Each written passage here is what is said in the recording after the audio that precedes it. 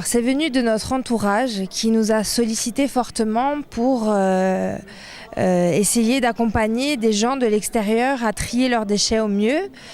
Et de là est venue plus simplement la création de la page Facebook Aide au tri sélectif en Corse.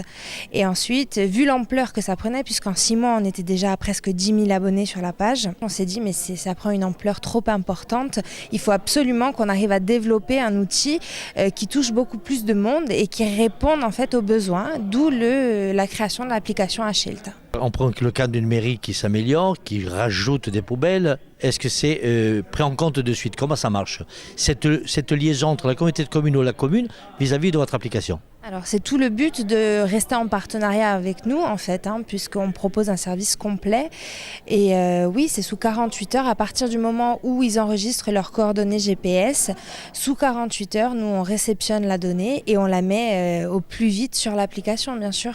Donc c'est très réactif. C'est le but d'ailleurs, qu'il y ait des PAV enlevés ou qu'il y ait des PAV rajoutés ou même déplacés. Le but c'est d'être réactif et de faire en sorte que l'information soit transmise au plus vite. Alors dans la salle, on a entendu aussi comment on recycle. Est-ce qu'avec le Civadec, vous allez travailler ensemble pour savoir vraiment si les déchets vont au bon endroit?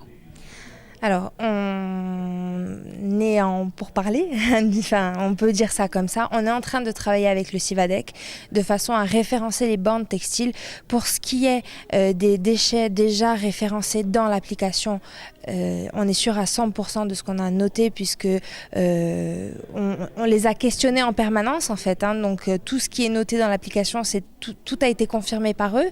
Mais après, pour le reste, pour un éventuel partenariat, on est en train de travailler sur ça. Après, il y a d'autres objets, comme par exemple, disait votre mère, des portables. Ces gens-là, on les met où? Alors ça, c'est un travail aussi qu'on est en train de faire. Alors, les portables, normalement, ça va en déchetterie. Okay, mais nous, ce qu'on essaye de mettre en avant, on en a parlé tout à l'heure, c'est l'économie circulaire.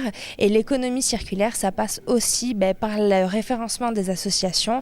Donc on est en contact avec les personnes qui sont chargées de s'occuper des associations. Et voilà, on essaye de référencer on va essayer de référencer un maximum d'associations pour mettre cette économie circulaire en avant, bien sûr. Il y a quelque temps, donc, la société Ashilt est venue nous voir en nous présentant une application qui, au départ, n'était pas encore tout à fait matérialisée. Elle nous a montré où elle voulait aller avec cette application. On a vu l'aspect pédagogique des choses et l'aspect pratique, et tout de suite, on y a adhéré. Il a fallu, dans un premier temps, sur toute l'intercommunalité, géolocaliser nos points d'apport volontaires. C'était un premier travail. Donc aujourd'hui, n'importe quelle personne ayant cette application peut à n'importe quel moment trouver où mettre son papier, où mettre ses emballages, ou tout simplement trouver une déchetterie pas loin de l'endroit où elle se trouve. Les gens qui viennent de l'extérieur, les touristes, comment ils peuvent savoir qu'il y a une géolocalisation et justement cette application? Alors aujourd'hui, je crois qu'on va publier de plus en plus ce qui va permettre de trouver cette application. On va le faire par le biais de notre office du tourisme et bien sûr dans toutes les actions qu'on fera jusqu'à la matérialisation et même les autocollants qui seront sur les poubelles pourront montrer comment télécharger cette application.